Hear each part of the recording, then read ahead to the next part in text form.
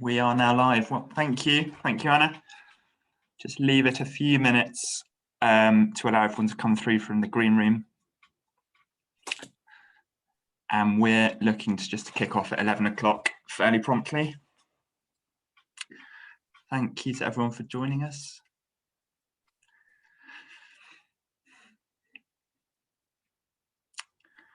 Okay, well, thank you for everyone for joining us. We'll just kick off now. We've just hit 11 o'clock. Hello, welcome, and a massive thank you to you all for bopping along to this Feel Good Friday event, which we audaciously entitled Music and Talk for the Soul, a session we're running in collaboration with our friends over at the Incorporated Society of Musicians, and featuring, of course, the incredible musician, broadcaster, and philanthropist YolanDa Brown. Now, this event is part of our SOA at Home Festival, our series of online events that we launched in April 2020, just after, I believe, that very first lockdown. As our festival regulars will know by now, all events are free. If you can afford to, please do consider donating to our Authors Contingency Fund, and we suggest a minimum donation of £5. I think my colleague will be posting a link to donate in the chat. Now, this fund exists to support authors in financial difficulty due to the health crisis. And we will be hearing more on just how horrendously difficult a year it has been in just a moment. You can also help the contingency fund by buying your books via the affiliated Blackwell's virtual store, where you can also find titles from writers taking part in this festival. Now, we will be conducting this session at a relatively upbeat tempo, and we'll be using some light-hearted talk, mostly, I think, improvised, with some of the more serious policy and campaign-related material. It should last around 60 minutes, which would include around 10 to 15 minutes hearing from us, around 30 minutes in conversation with YolanDa, and a 10 to 15-minute Q&A session at the end. Now, on that point, I should just say that if you do have any questions, please do post those in the Q&A box. And I think there is a separate chat box here for your general comments. Audience engagement, it really is what makes these wonderful festival events what they are. So with that in mind, please do get involved. It's always so lovely to hear from festival regulars as well as newcomers. So that all said, I'm now going to introduce myself briefly and give a little context to today's session, and we'll then hear from Deborah Annetts, who is the Chief Executive of the Incorporated Society of Musicians, and who we are hugely honoured and very grateful to have joining us today. So I'm Theo, and I work at the SOA as a contracts advisor. So my role is to look at any contracts that are offered to our members relating to their business of being a writer. As you can imagine, that's principally publishing contracts, but since I also have a role coordinating our scriptwriters group, a lot of the contracts I see relate to the production and broadcast of audio and audiovisual media. So that's film, television, radio, podcast, and so on. Now, there's a lot of overlap in terms of what I do and a campaign we launched in 2015, and which I hope that many of you will recognise, our Creator campaign, by which we are calling for laws to be passed to address unfair contract terms and to ensure a fair share of reward throughout the value chain. In this context, Creator is an acronym. So just to unpack that briefly for you now, C quite simply stands for clarity of contract. R stands for remuneration or fair payment for the author.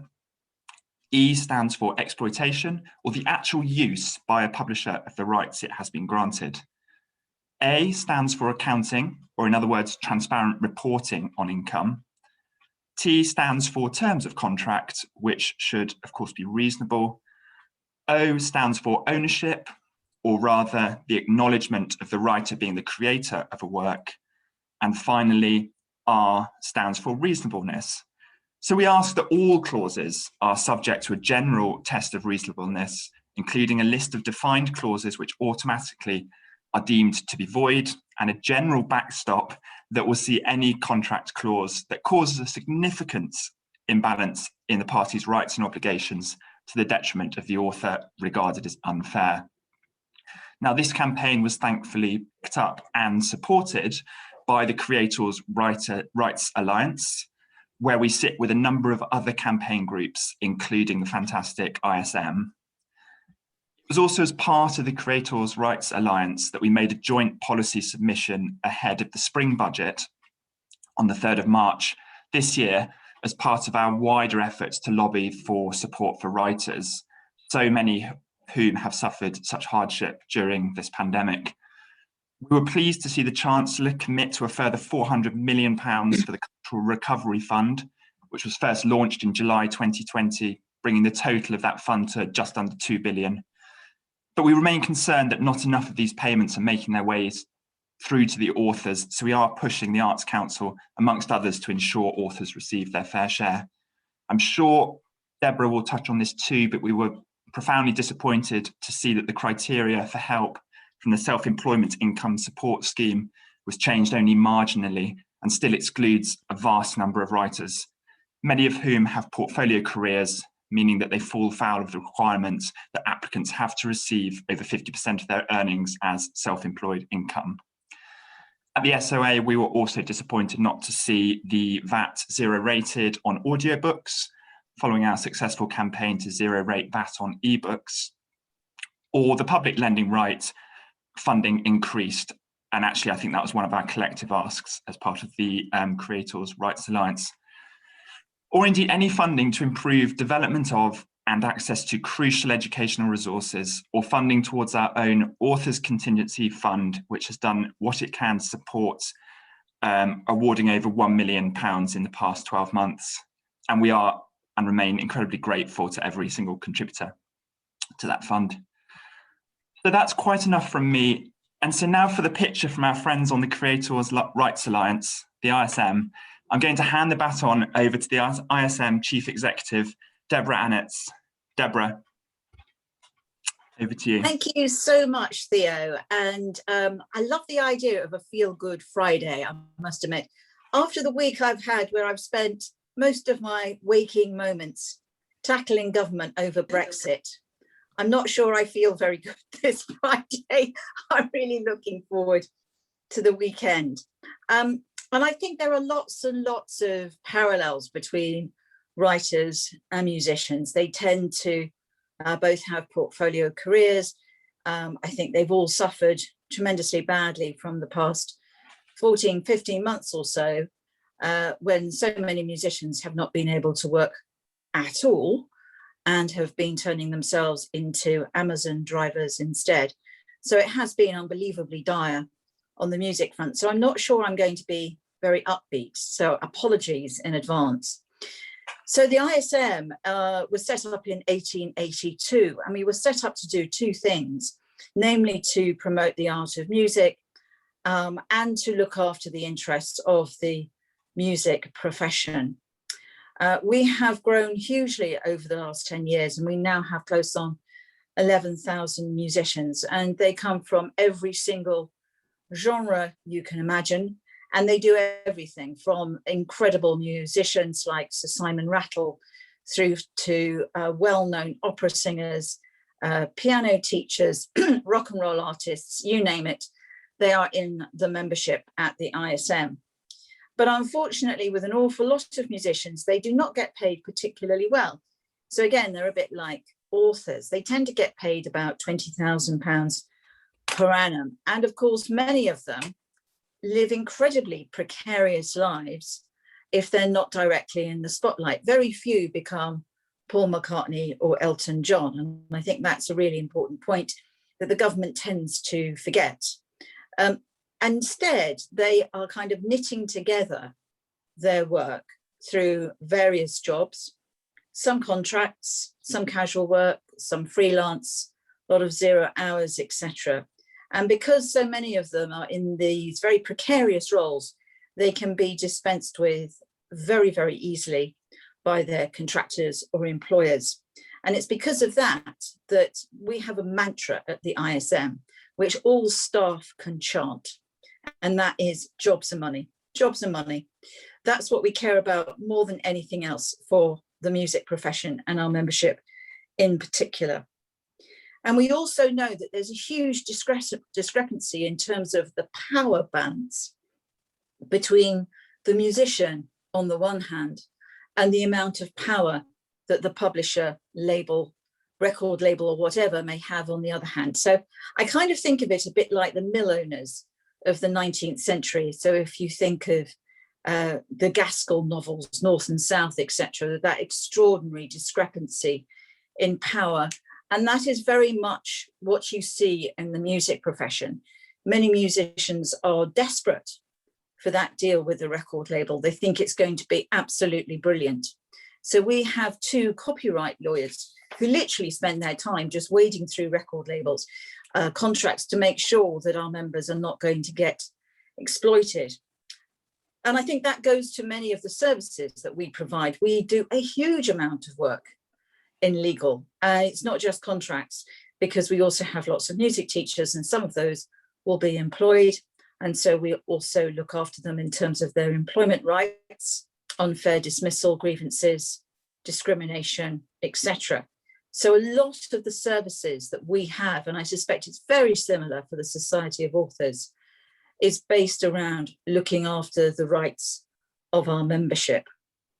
And I guess the external affairs function is also very much focused on that. If we think about jobs and money, an awful lot of the work that we do in campaigning, whether it's COVID or music education, copyright stuff, or currently Brexit, which is causing us so many sleepless nights, that all goes to making sure that musicians have jobs. Because we're seeing increasingly that there is a shift towards replacing musicians with backing tracks. We're seeing that a lot in the West End. There is a big debacle going on at the moment with some of Cameron Mackintosh's shows, where he has dispensed with whole orchestras and is instead using electronic gear to give a kind of backing track experience, which is not the same as a live band. So we are seeing big issues also around technology knocking on our door. So life wasn't particularly brilliant before the pandemic, and then the pandemic turned up, and overnight musicians lost their jobs. All the West End was shut, all the theatres were shut, all the concert halls were shut, all the small venues were shut. Virtually every single gigging musician had to stop work. The teachers were also furloughed. The casual workers were furloughed if they were lucky. We saw lots of appalling behaviour by some employers who should have known better. Big institutions like conservatoires not necessarily furloughing their casual staff, through to the churches. Now that really did strike me as extraordinary. There are loads and loads of musicians who work in churches. They will be in the choirs, they'll be the music directors. And we heard through our members that places like churches run by the Church of England, also by the Catholic Church, were sacking their musicians. And this was widespread. So we wrote a letter to the Telegraph, which was signed by hundreds and hundreds of choral musicians, saying that this had got to stop. And we engaged with the churches, who told us that they were too poor to look after our musicians, which is absolutely outrageous when you look at the reserves. But the ISM is quite a brave organisation, and it doesn't take this type of thing lying down. And so we continue to lobby really, really hard. And I think in the end, we got our message across. So not only were we focused on what the contractors and the employers were doing, but of course, we were also engaging really quite vehemently with the government.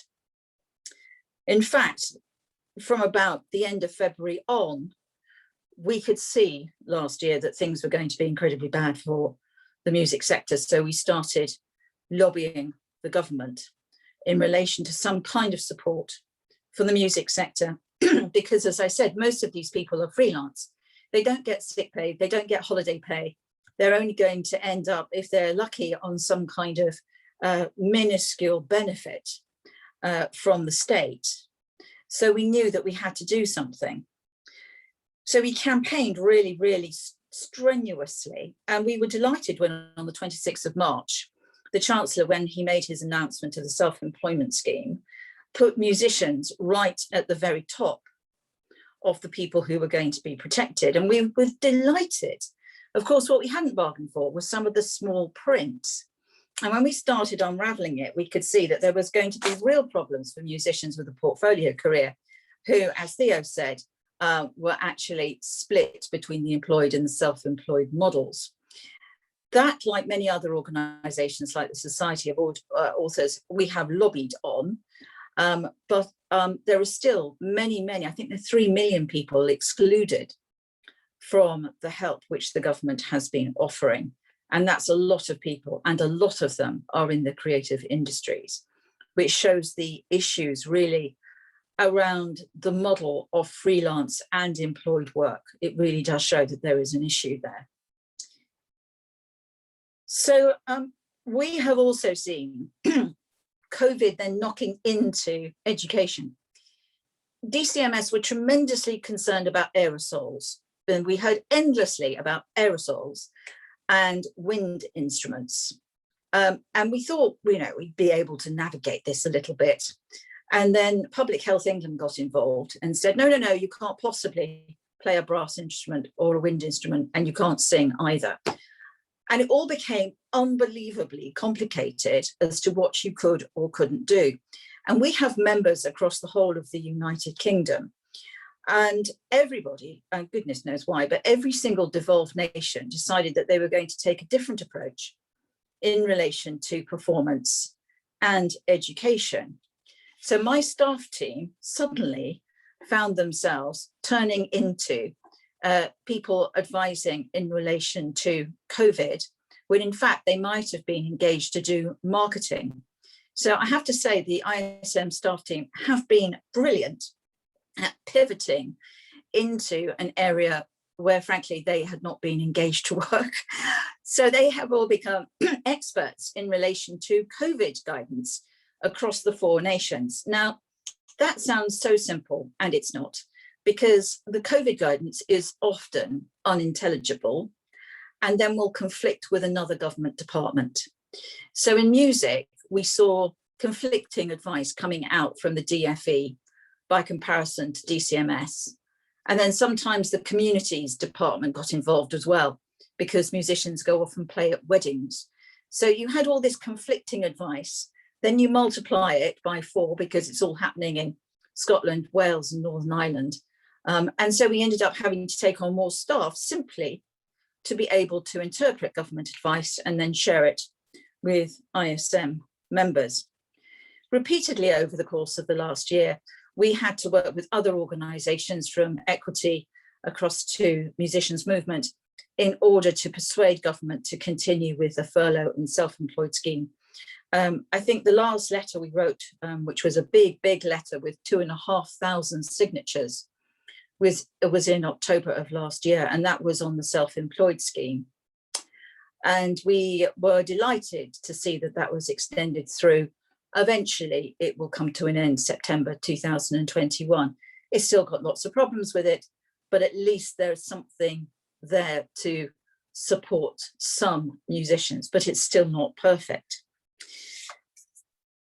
Theo touched very briefly on the COVID recovery grant, and I think it's unfortunate that the government keeps talking about it as if they have sorted the problems in the creative industries.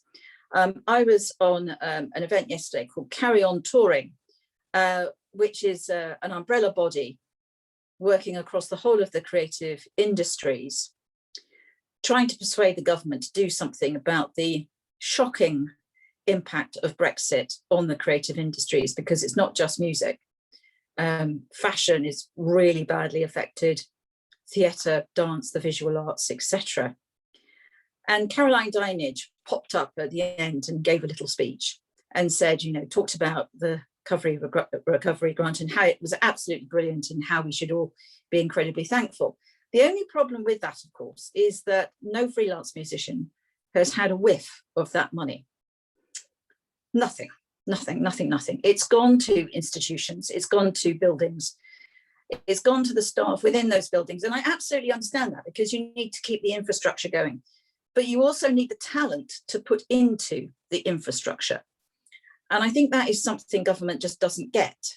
You can't just suddenly turn yourself into a brilliant jazz performer.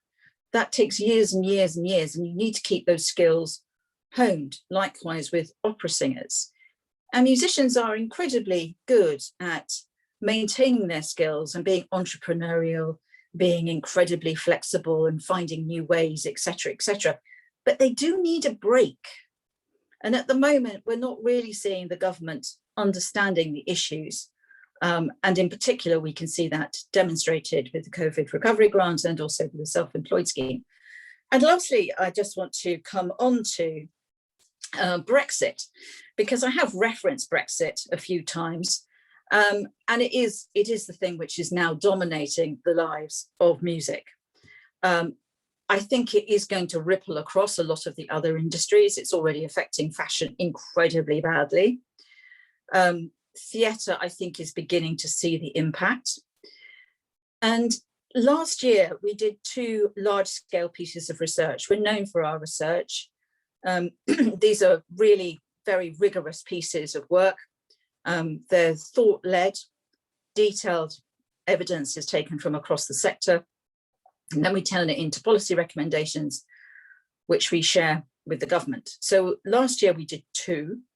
One was how open is the UK for the music business, which was looking at the incoming regulations for musicians, something called the permitted paid engagement in Tier 5 in particular, unbelievably complicated, and basically are used sometimes, not always, to keep people out who do not look particularly white. They are particularly used disadvantageously in relation to some of the festivals. So we have been calling on government to sort out some of these immigration processes when actually it's about touring. And government does seem to get confused between what is immigration and what is touring, despite what the music sector has repeatedly endeavoured to explain to them. The other report we did was our 5th Brexit survey. So every year since 2016, we have put together a Brexit survey where we pull together the latest evidence as to how Brexit is impacting. And back in 2020, it was very stark. We could see that there was a huge impact, and this wasn't COVID related, this was purely Brexit in relation to gigs being cancelled. Also musicians being told that they could not audition for a part because they did not hold an EU passport. And we've also seen our members losing their jobs because they did not hold an EU passport. And that's a real concern to us. Moving into 2021, what we are now seeing is a huge impact in relation to costs. Now, you will recall, I am sure, when the conversation was going on about Brexit, how we were going to be relieved of red tape. Well, in fact, exactly the opposite has happened. So now a musician has to battle with visas, work permits, carnets, something called CITES, which I will not go into, and cabotage, which is a mess.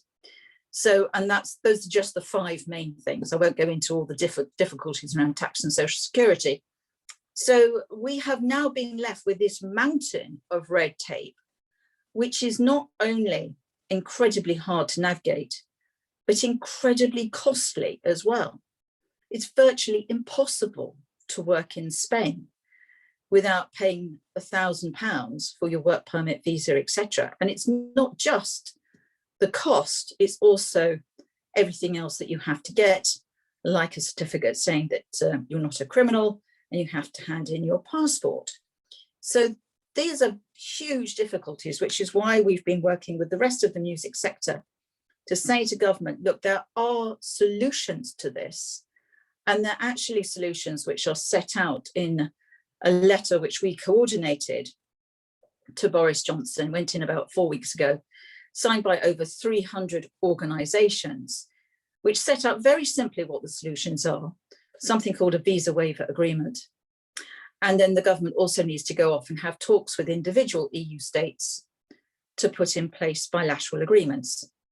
It does take work, but also it takes commitment. And so far, we have not seen any commitment from the government.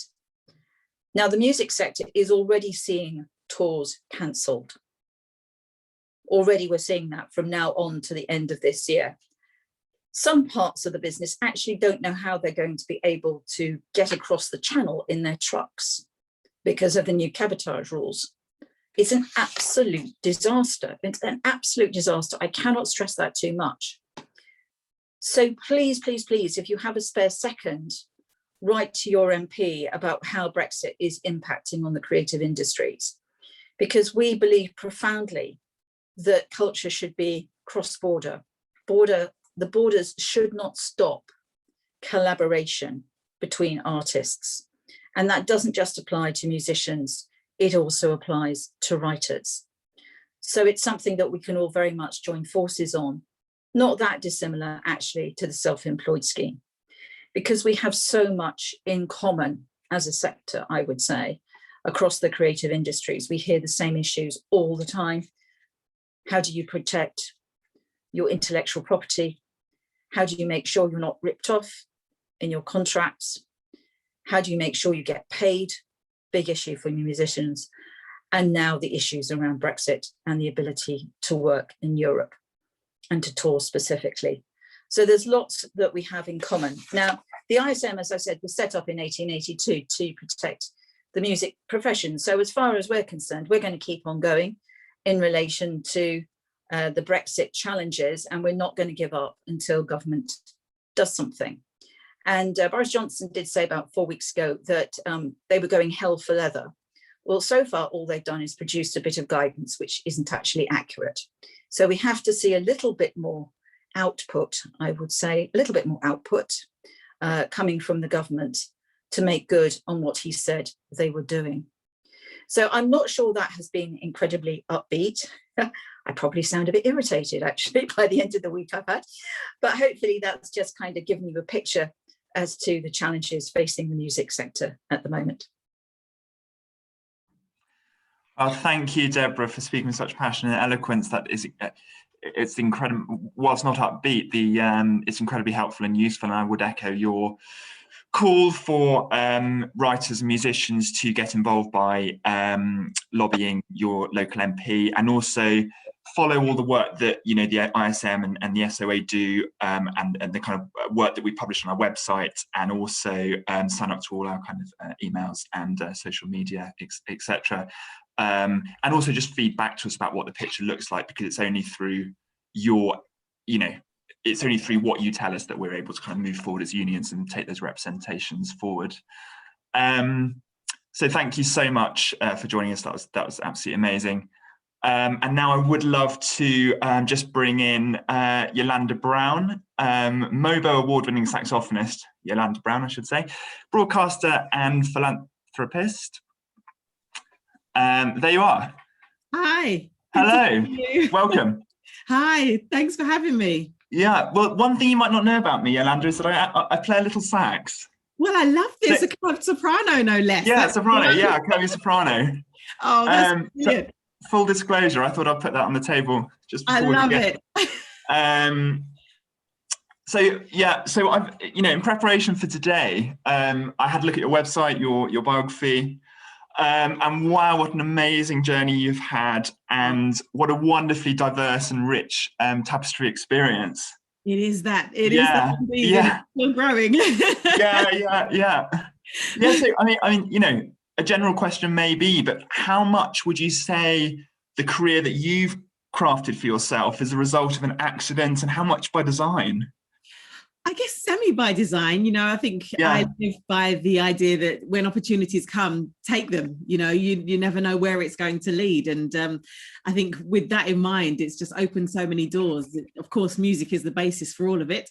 I am a saxophonist after all, but it's just so wonderful to see all the different strands that have come off of that, and the different sort of audiences that I can reach within it. So yeah, definitely sort of the design is accept all opportunities and just embrace them and upskill all along the way, Yeah, and just to loop back to what Deborah was saying, it was really when you found out that you could actually make money and sustain your career as a saxophonist, that's when you sort of abandoned your prior career. Was it operations management, or was that your study, or Yes, I was doing a PhD in management science at the time. I have to sort of hands up and say, you know, I had a wonderful upbringing in school and had access to music making and wonderful teachers and orchestras. So I played sort of piano from age 6 and found the saxophone at 13. But to me, in the back of my mind, and sort of what drives me into music education now, is that I didn't know that it could be a profession. It was always an extracurricular activity. It was very therapeutic for me. I could play my emotions and I loved that. But I never knew it could be a job. And it wasn't until sort of in a summer between finishing my my master's and my starting on my PhD, I joined a band. The band fell away and the manager said, I could manage you as a solo artist. And we sort of embarked on this independent journey with a very big dream.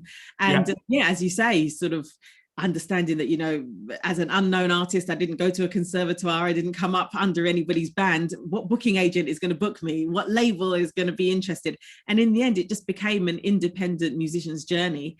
And from 2007, booking the Mermaid Theatre in Blackfriars and hoping that 600 people would come with the sort of grassroots promotion, and really just organically building an audience who I'm so sort of indebted to even now. I thank them all the time.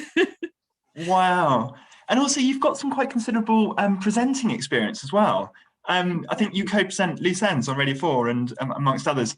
Yes, indeed. I mean, did those opportunities spring out of your career as a musician? Because obviously was someone spot that you had that talent and thought, wow, this is what we want on radio? It really did, yeah. And I think, you know, I speak to artists all the time now and I say, you know, make sure you invest in yourself and invest in showing all of your skills, because you never know who's going to pick it up. And actually I was booked to play on the gospel proms, and they'd asked me to do a short VT for Proms Extra about the art of promming. And this was my first time ever sort of presenting down the lens, piece to camera. And actually they thought about doing it because I'd taken a film crew on tour with me. We were going to New York and to the Caribbean, to Jamaica, and we filmed a tour diaries, I was calling it. I just wanted the audience to understand what we as musicians go through. You know, we don't just wake up think, I'll play a concert tonight, and then we get on stage. You know, there's so much more. You might have been in an airport at 3 a.m. and then in a crowded bus, and you finally got to the sound check and the instruments don't work, or, you know, some things happen. And so I just wanted to showcase exactly what we do as musicians. And of course, I was then speaking to the audience through the camera, and the exec at the BBC had seen it and said, you know, we've seen your tour diaries. And really that was the defining moment for me. But I had to invest in that. I had to pay an extra ticket, not have a percussionist, but take a camera crew instead, and actually, you know, edit that and put it onto my YouTube. And that's where the whole presenting journey started. Of course, yes, it led to radio as well, done Radio 2, Radio 4 as well with Loose Ends, as well as, you know, YolanDa's Band Jam on CBeebies as well, and doing stuff with the proms and songs of praise. And I'm enjoying it. I'm enjoying presenting. Yeah. Well, I'm a big prommer, so I have been for a very, very long time. Yeah, was growing up. You know. So yeah. And I love Loose Ends as well, and Jazz FM and the rest. And also, so I mean, going back to my original question about design or accident, you're also, so much in there is about you as an entrepreneur creating your own opportunities, as you were just saying. Yeah. But sort of at quite a high level, and, you know, when you look at is it a sax festival? Was it the London Sax Festival? Yes, that's right. Back in 2018, yeah. Yeah, so unfortunately we couldn't do this year. This would have been our 3rd year, but we've done 2 years, and it's been brilliant. Anything I can do to highlight this amazing instrument, I'm on it, you know. So we have a sax village where all the manufacturers come. People can come to this village and try different saxophones, speak to the manufacturers. We've had artists come sort of secure endorsement deals as well there. Great sort of trade prices as well as amazing concerts throughout London for sort of a week and a bit.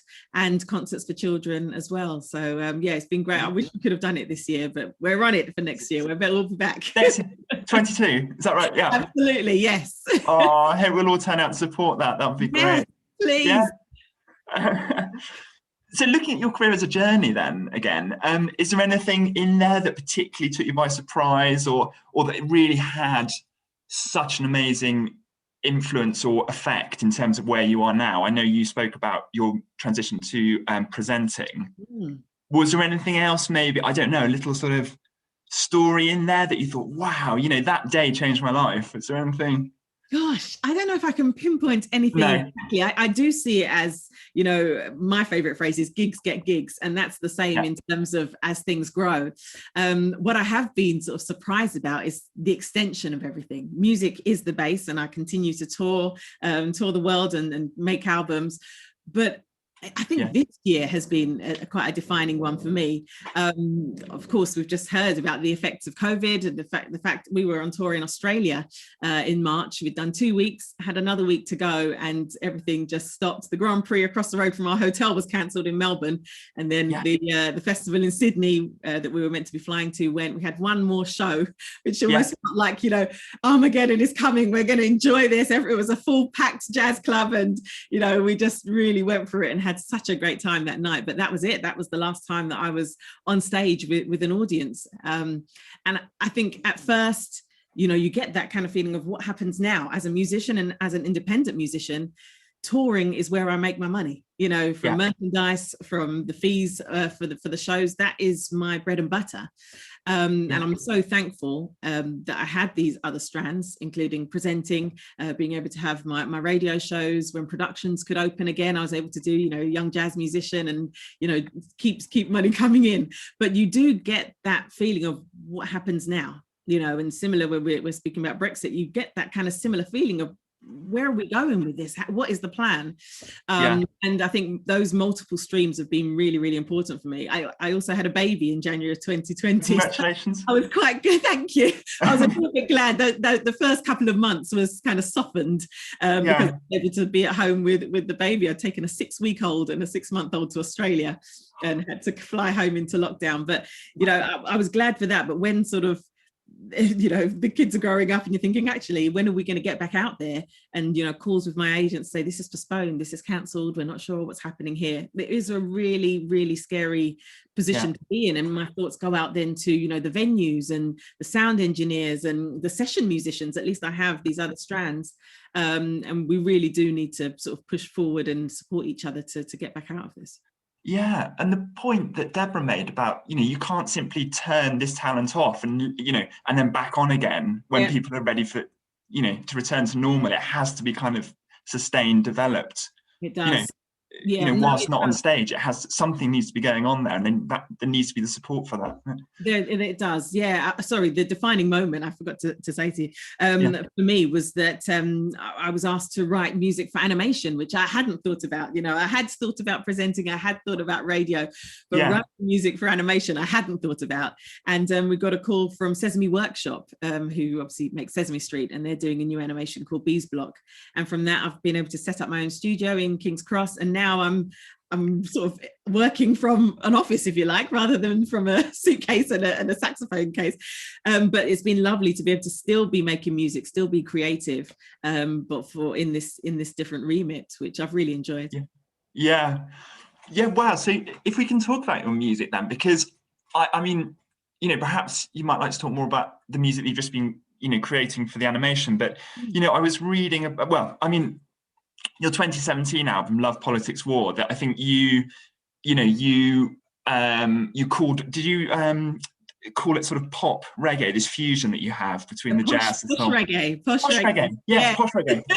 Yeah. Yes, exactly.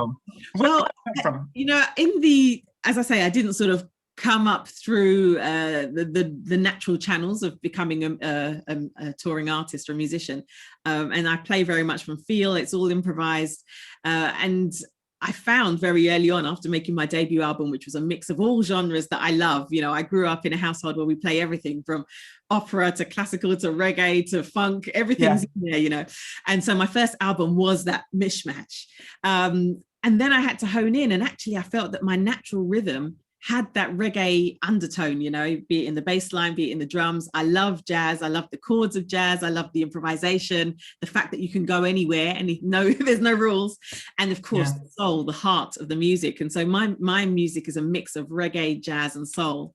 And I was actually on tour in Australia about 4 years ago, and someone put their hand up in a jazz club, which was lovely. I love interactive moments. They said, what do you call this type of music? I mean, we're loving it, but what is it called? And so I thought, we always have to coin things. Why do we always have to put things in a box? But I said, well, I guess it's reggae, but it's sophisticated in a way. We play it in jazz clubs, in arenas.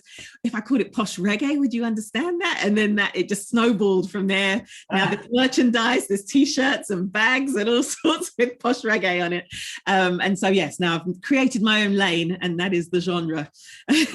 Wow. I love that you're talking about the sort of aspect of a musician being a multi-instrumentalist, because I think I saw on your album that it was you sort of, you mentioned yourself obviously, and I think maybe one or two other creators. Then you sort of said this other collaborator played everything else. Yes, on the album. Oh yes, my producer is also the bassist in my band, and he's an amazing musician, Rick Leon James.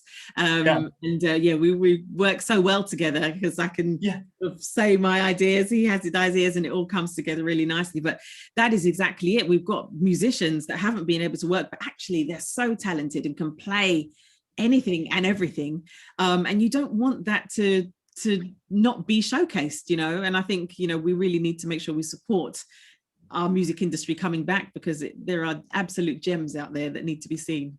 And I think you was there something about the sort of the way in which that album was influenced by what was going on sort of politically. I think June 2016 was the referendum on Brexit, and this album came out in 2017. So presumably there's something. It was all after the referendum, right? And so I think the great thing about music is it can also be sort of a snapshot of where we are in time.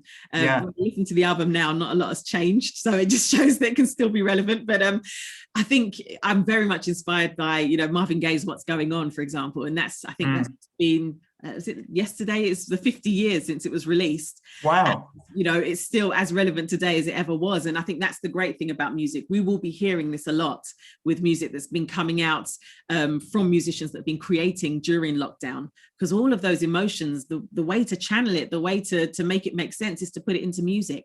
And I think we'll be seeing that in arts and culture, be it in paintings, be it in writing, be it in theatre productions. We will be sort of trying to process what we've been through. And Love Politics War was the same for me. There was so much going on with politics. I think presidential elections were going on in the US as well. We had Brexit over here. And so many questions. And every time I got to the studio, we were always talking about it. And for me, love is the thing that can carry us through, that empathy, that understanding, especially even with things that happened last year in Black Lives Matter with George Floyd. The love and empathy and understanding is what's making these conversations happen. So if we have love, hopefully we'll have good politics. There's always going to be politics, but it needs to be managed in the right way. And hopefully that will sort of dampen the conflicts and the war that we experience. So that was kind of my train of thought within that album. Wow. Wow. I mean, there's definitely a need for a kind of politics, isn't there? That's currently, and so interesting here you talk about the music and response, because I think we can see it perhaps more clearly in literature. Maybe it's something that we need to maybe think about, more when we're listening to music, and particularly, music. So we build it on our event blurb. So I think I probably should ask you about this, and I'm sure it's incredibly interesting as well. So the Drake YolanDa Award. Yes. What's that for? Where did it sort of come from? And what's it giving to sort of emerging artists? Yeah, I think for me, I live by the motto, you don't have to be a multimillionaire to give back. I teamed up with amazing philanthropist, James J.P. Drake, and he already had a wonderful award for classical musicians alongside Joseph Kalea. And I remember meeting him, I think we were actually in he was mayor at the time in Boris Johnson's office, and he was telling me all about this wonderful award that he had. And I said, well, what do you have against contemporary artists? And sort of 6 years later, our conversation still rings in my mind. What can we do for upcoming artists? And I curated this award where there are platforms out there for grants, yes. And I think this year especially, we're seeing that they are skewed and tailored to a certain type of person. But the upcoming artist, as I was when I had to book Mermaid Theatre in Blackfriars on my own, along with my manager, and be an events company, a promoter and a musician all at the same time, artists are doing that all throughout, you know, their rising career. And so the Drake YolanDa Award was made to be able to fund up and coming artists on their journey. But I made the application process a little bit different. It's not just about a form. There's a short list. After you've done your form, it could be in video form or in writing. Then we shortlist, and 20 of these musicians, we all came together, and they can perform for each other. So this is the thing, they get to showcase their art, you know, feel it for a moment.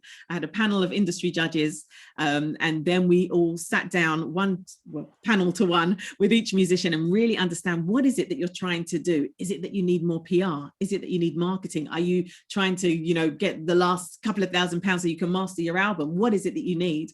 And from that conversation, we can understand the acumen, the business acumen of these artists. And then we awarded £3,000 to 10 of those artists and £500 to the other 10. I couldn't let them go. They've done such an amazing job.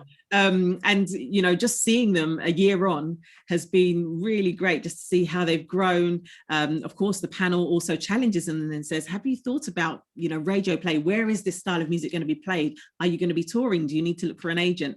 And it's been lovely to have that alumni now. And we're going in for the next award later on this year. We had to stop it because of the form of application. I couldn't do it this year and get everyone together, but we will be doing that towards the end of this year. And it culminates in a wonderful celebration concert where we can invite industry as well. And yeah, it's been really great to do. Yeah. Wow, fantastic. Yes, it's funny because you think about, you know, supporting emerging artists in terms of access to the industry, and then you think, well, hang on a minute, we need to think about sustainability, and, you know, people won't be able to sustain their careers. And then you sort of start thinking, well, hang on a minute, you know, it's such a balancing act to get those kind of, you need both, don't you? You need the access, and you need. I mean, one artist or a group, they bought a tour bus, they bought a van so they could all get to their gigs. They had loads of gigs that couldn't get there and it's expensive. Another actually was very honest and said, I need to pay off my council tax arrears. You know, this is something that's hanging over me. I'm making music, I'm putting things out, but this is hanging over me. And actually, yes, those are the things that as musicians, we have to deal with, you know, and it's lovely. I had sort of Gareth Malone and Matt Cardo on the panel, and they can speak from experience of what it's been like as a musician in the industry. And for me, just bringing industry closer to those musicians, something I never had, and I'm glad to be able to do that with the Drake YolanDa Award. Yeah. Wow, and Gareth had some great initiatives bringing singing to exactly communities, didn't he? Exactly that, yeah. And it's so important. We see music as entertainment, and yes, it is, but actually I don't think that the consumers understand how therapeutic it is for them, you know, how much it is a sort of a spotlight on emotions that they may not have processed or felt, and you always see it. The power of music is amazing. Yes, and I think it's Mental Health Awareness Week this week, which just seems so relevant to what you're saying about, you know, the power of music to kind of, you know, offer healing and all this. Okay, so I've picked up some fun facts that you can complete a Rubik's Cube in under 5 minutes on a good day. I'm not going to ask you to do it. And also that you enjoy driving ... fast. I love Formula One, and I've been able to work towards my own ARDS license, which has been really, really great. So yeah, those are my hobbies, if you like, my geeky hobbies. Oh right, okay, they're those. Okay, I was going to ask you, is there anything else that you perhaps might have, that, you know, things that you do to kind of keep yourself motivated, not just generally, but also through this incredibly difficult patch? I mean, I do think that the children have got me through. I've got a 7-year-old and a 1-year-old now. They're grown, and they've been having to go through homeschooling and sort of learning about ourselves in that way. But also releasing the Yolanda's Band Jam album has been really great, because off the back of that, I was able to create a music education resource.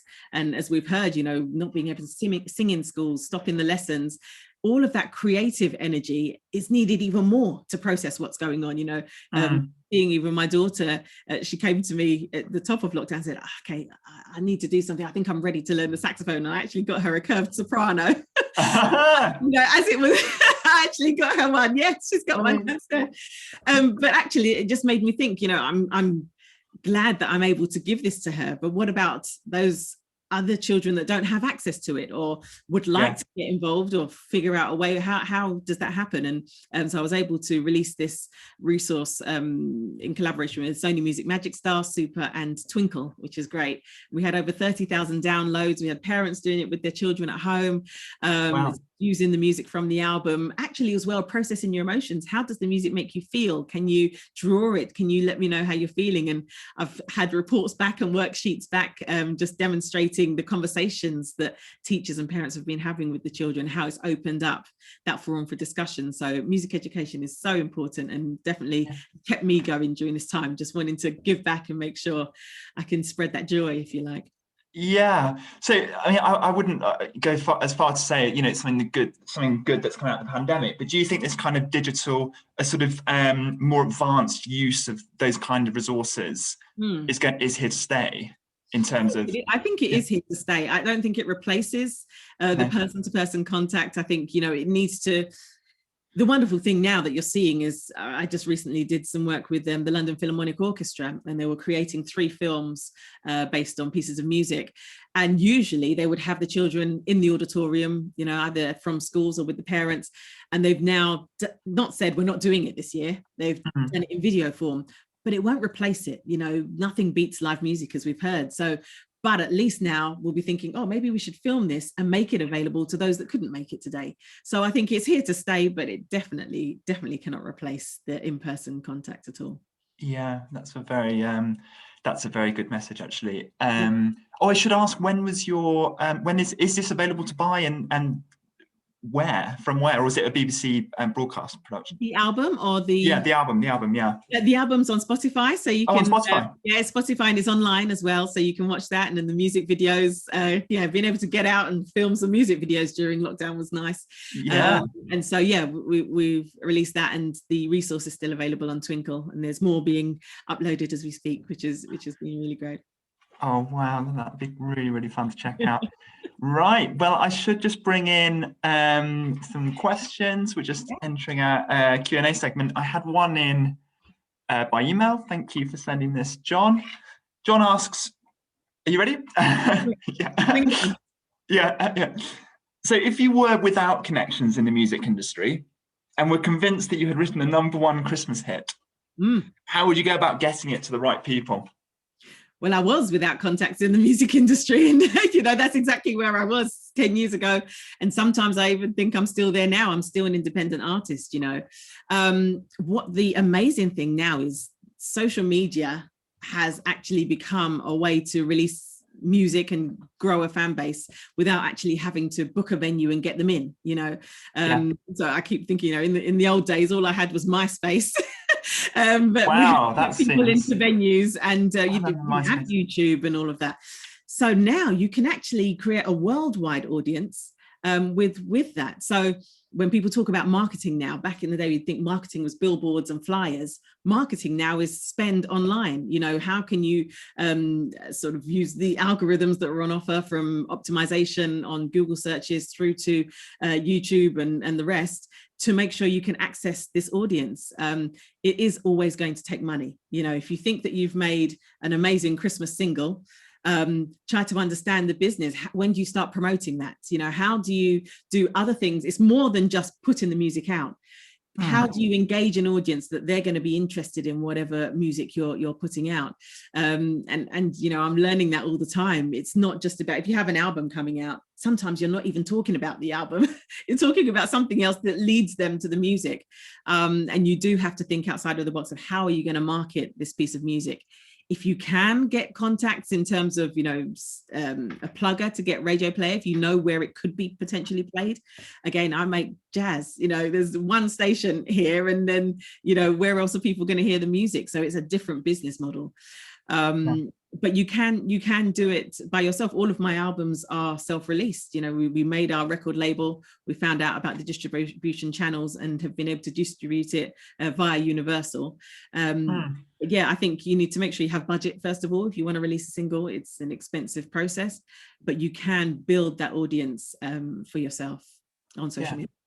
Well, so Universal are your distributors, and you have control over your production. Because that's another thing, isn't it? Your control as a musician.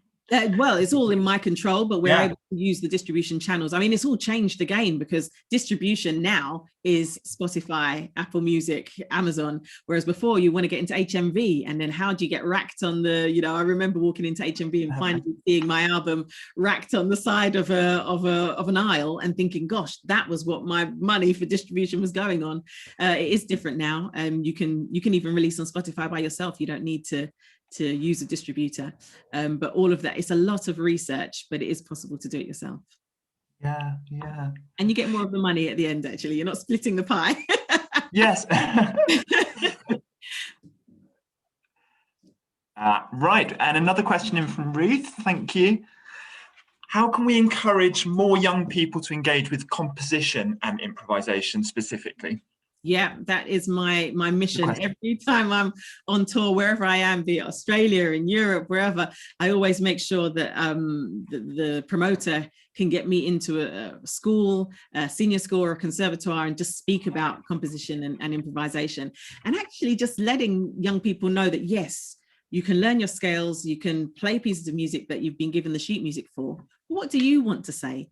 And many times, I mean, they've prepared these wonderful pieces, you know, and they perform it to me, and I'm like, that is beautiful. You know, you could change the dynamics here and whatever. But then I say, could you put the sheet music away for a moment and just play me what you're feeling right now? And, you know, the blood just drains from their faces, like, what? This instrument can't make a sound without sheet music in front of me. And actually, it's letting young musicians know that they can be free to make whatever sound they want to make.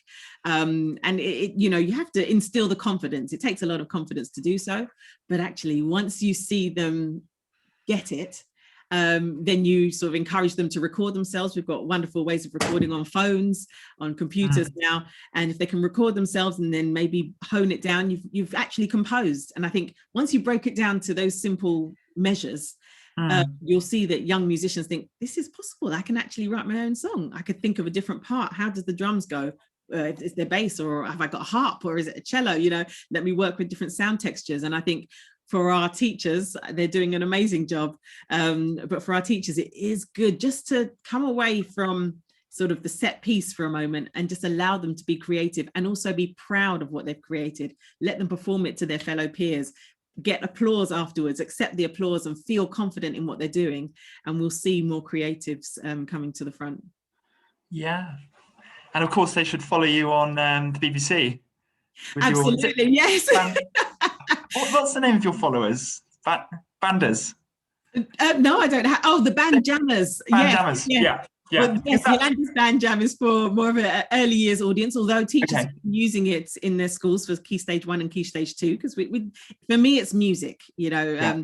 I have adults say I don't have kids, but I'm watching Yolanda's Band Jam. So it is just about music and hearing other artists engage with their instruments and why they love music. And it's inspirational, you know. It really makes you want to try it and do something as well.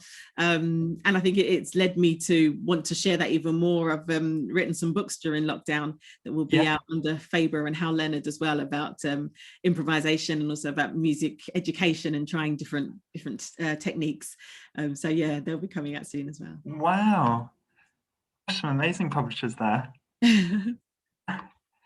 And of course, having a you know, an inspirational force, you know, such as yourself, is just so important, isn't it, for people looking to bring. Yeah, it's important to bring industry closer to our young musicians. You know, let them see what's possible, but also know that, you know, what they're doing is right. You know, enjoy it.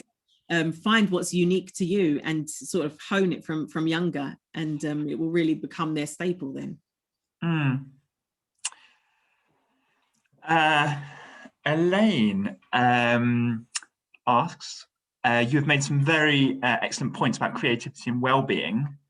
Oh, sorry, this isn't the question. This is simply to let you know that you may be interested in Elaine's book, which focuses on helping young people boost well-being by using creative interventions from a variety of psychotherapeutic approaches. Oh, yes, please. Elaine Beaumont. Elaine Beaumont, excellent. Thank you very much, Elaine. I will check that out. Yes, I will send you the link, which I have here. Thank you. Wow.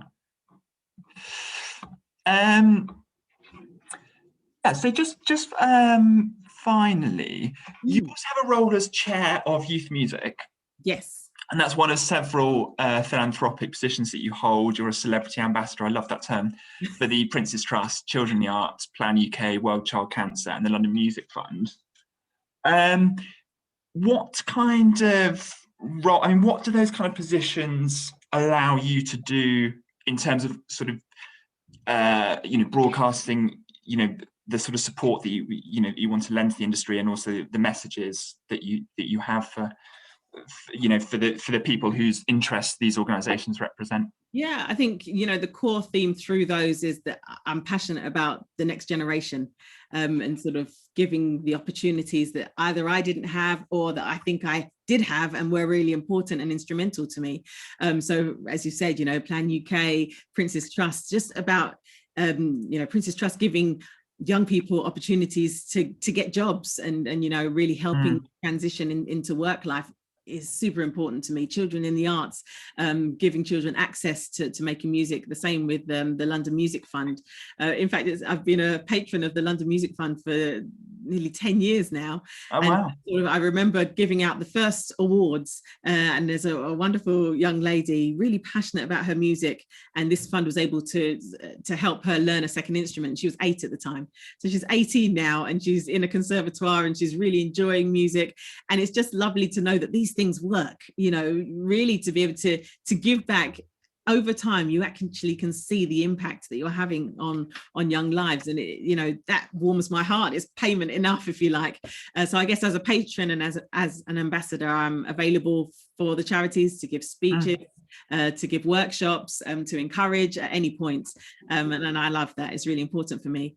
As chair of youth music, I'm a chair of the board, so this is a much different role. It's a lot more responsibility, having that wonderful relationship with CEO and the senior leadership team through to the whole team. Actually, I think it's important to know everybody in the charity, and I'm so proud of the work that youth music has been doing, making sure that every young person from 0 through to 25 has access to making, learning, earning from music. And I think it's really, you can see the effect of music and how it's changed people's lives. And I'm just really, really proud of everything the team's doing there. And we've been able to keep our board meetings going on Zoom. We've had 100% attendance, and it's been really, really great. So to be able to fund organizations in their music making endeavors is great, and it's a position I'm enjoying. I'm in my 4th year as chair now. Wow. Amazing. So we are just running over, so perhaps I could just ask a technical question for people looking to kind of self-produce their work. Is there any kind of understanding about timing, the importance of kind of sticking to a particular length track in order to refer to kind of an industry norm or expectation?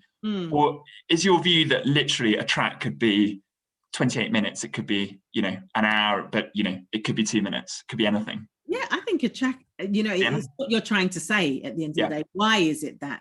Why is it important? And I think the more unique it is, the more, especially as an independent artist, everything has to be, there has to be a reason behind it. You didn't just make it because I felt like it. Why are you doing this? Especially if you don't have those sort of industry links, or you're not signed to a label. Understand what is your reason for doing it, and how will you communicate that with an audience to help them to enjoy it? And they will enjoy it if they know why they're listening. Even in my concerts, it's a very different type of concert. Of course, I play the saxophone. It's synonymous with jazz. But when they come, they're going to hear reggae, they're going to hear different genres. And I have to speak to my audience and let them know what I'm feeling, why I wrote this song, what I'm thinking about when I'm playing it now, what I want them to feel, or maybe I don't want them to feel anything, just enjoy it, And there's nothing wrong with being unique. There's nothing wrong with doing what you want to do. I think in the very early stages of being an independent artist and trying to create a brand, YolanDa Brown, the brand, I had to realize I can only be me.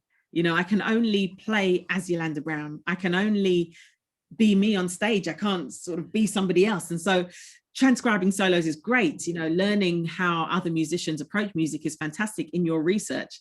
But when you get out there, it's you that the audience want to see. And, you know, I might not play like Charlie Parker, but I'm playing like YolanDa Brown. And that's amazing, you know. And so I've learned to be very confident and comfortable within myself. I stretch myself a lot. But I know that when I meet people, or if I go on stage, or if I'm on tour, it's YolanDa Brown they're getting. And, you know, if you don't like it, then you won't come again. But if you do, stay, have fun here, you know, feel encouraged. And that's what gets me inspired every single time. I meet audiences in the good old days, meet audiences to sign CDs. Sometimes I'm signing CDs for 2 hours, longer than I've been on stage, but I love to hear what the audience has felt. It's research for me. Some people say this is my 4th show this year, and I'm like, oh God, I've got to change the set list, you know. But actually, it's knowing who are your audience, who are you speaking to.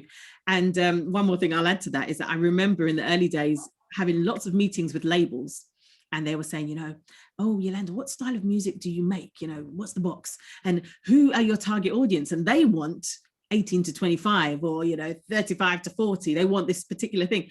When I looked out into the audience, I can see a 7-year-old that's just starting music lessons, and their parents have brought them along for inspiration.